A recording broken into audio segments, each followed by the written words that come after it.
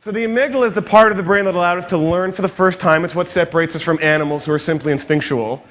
It's also our source of emotional memory. So anything that happened to us, we're sad, we're frustrated, we're happy, it's stored in our amygdala. It's like a little computer chip that remembers all of our emotional memories. It's also the part of our brain that answers one critical question of human survival.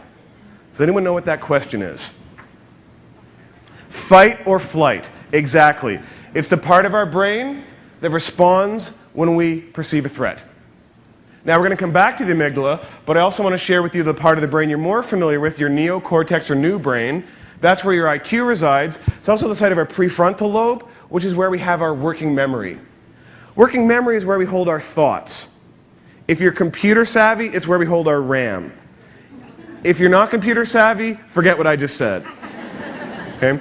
But essentially, working memory is where we hold our thoughts. So when we're calm, we can hold 6 or 7 thoughts plus or minus 2. That's why you can remember a 7-digit phone number, but not a 10-digit phone number.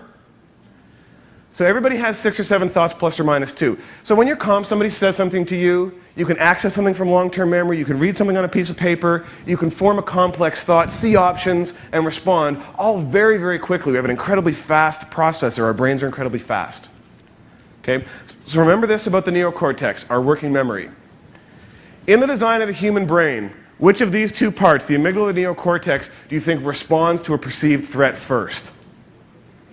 The amygdala. It sounds obvious because we're in an emotional intelligence program, but in fact, back in the early 90s, the leading neurologists of the day, neuroscientists, thought that the IQ responded first. And there was groundbreaking research done by Joseph Ledoux at New York University where they were able to leverage new MRI technology to see brain activity. They were able to determine that the amygdala responds up to 100 times faster than your IQ brain when it perceives a threat. So if you remember nothing else today, remember this, that we feel before we think. Emotions come before thought. We're all wired that way. You can't escape that. You can simply learn to manage that. Now, what's the impact of that? Well, let's say you're somewhere where this is actually a functional system. Let's say you're out in the jungle. Now, I know a lot of you don't spend a lot of time in the jungle, but go with me here because it's a good metaphor. You're in the jungle and a tiger jumps out at you. Your amygdala, the emotional part of your brain, remembers the last time a tiger jumped out. Right? And it says, uh-oh, I'm in trouble.